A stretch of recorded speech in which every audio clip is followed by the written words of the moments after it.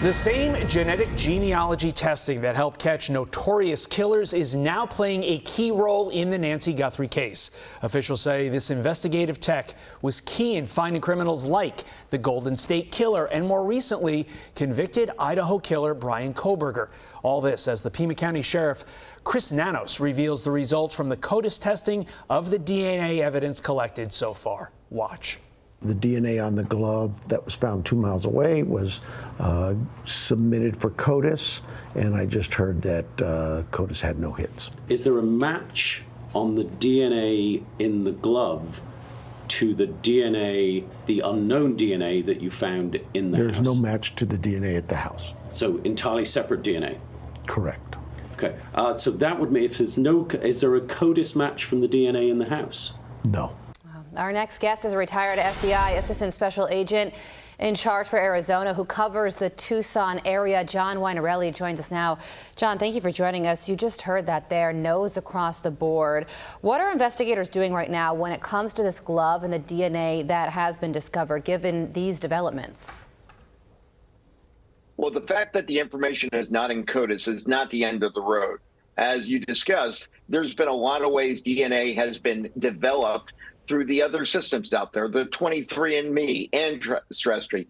Any person related to that individual who left their DNA behind at Nancy Guthrie's home, if they've ever taken that test, that DNA evidence is going to be out there and it will link them to other relatives. It's just a matter of finding, is there any sort of connection? That's what the FBI and the Sheriff's Department are doing right now. How long does that take, John? Well, it can be a fairly quick process because the DNA has already been tested and it's in the system. Now, no one just gives information away. They have to get a court order. They have to get the agency that has the information to cooperate.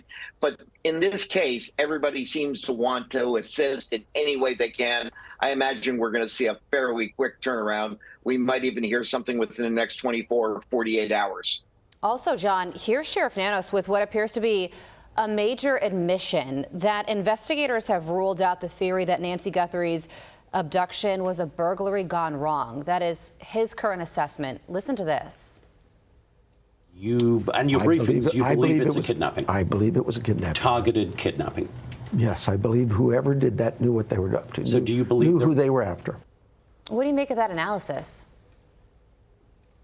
I think law enforcement knows more than they've shared, and that makes sense. You always want to hold details back that only the person responsible would know. We've heard that there might be multiple cameras, including the Ring camera out front that was taken.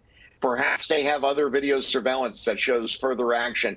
Maybe they've gotten some information off that shows the type of items that were in that rather large and packed backpack.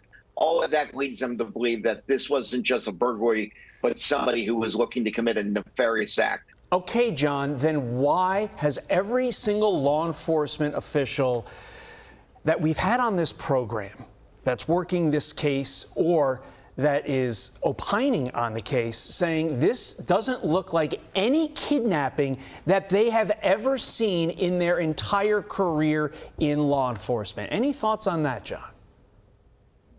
It doesn't look like any kidnapping I've ever worked or seen either. Just because the person had nefarious intent to do something doesn't mean they were organized or skilled in doing it. It certainly is not what you would expect. Normally a kidnapping, you're looking for that profit. You're looking to communicate with the family and do it quietly, not through TMZ. So it is unusual. But the most important thing is all of this has to be worked to find Nancy Guthrie. Yeah, and you know, if this is an organized kidnapping, did the kidnappers have her medication? Did they order it in advance to keep her alive? And if the ransom notes are in fact fake, then why did these kidnappers not reach out to the family yet? There are just so many questions that are still unanswered. But I do want to ask you, John, about this Tucson gun owner. Yesterday, he said that an FBI agent came to him and presented him with a list of names and images of people and asked him if anybody matching those names or images came to his store to buy a gun. And Sheriff Nanos is disputing that claim. Listen to this.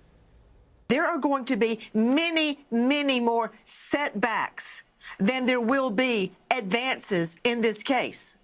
The fact that that glove around 2 miles away from her home did not get a CODIS hit, okay, fine. We may have a good chance at the Arizona databank, which has over 500,000 DNA profiles. We've heard, for instance, the FBI is asking about 40 people at gun stores. That's not true. Okay, so have you narrowed it down to a few dozen, or are we still... We haven't narrowed it down to anything other than we have certain pieces of evidence that we're looking at to try to find this individual. Yeah, that last clip, of course, the one we're focusing on. What do you make of that denial? Well, one thing I'm seeing here is that both the Sheriff's Department and the FBI have to get on the same page when it comes to speaking with the media. I'm the former spokesperson for the FBI nationally, and we do this all the time. No one should be speaking independently. It may very well be that the sheriff doesn't want to discuss what's going on with the investigation at this time. But importantly, if the FBI is going out and talking to people like that, that means they've made possible subjects. There's been a list prepared. It could be bringing us one step closer to resolving this case. Yeah, I think if it looks like a list and walks like a list, it's a list. And I understand what you're saying, that the sheriff there may not want to disclose certain things, but the report is out there. We will see if this turns out, in fact, to be the list where the suspect is on. That's right. Retired FBI assistant agent in charge for Arizona, John Iannarelli. Thank you, sir. I'm Steve Ducey. I'm Brian Kilmeade. And I'm Ainsley Earhart. And click here to subscribe to the Fox News YouTube page to catch our hottest interviews and most compelling analysis.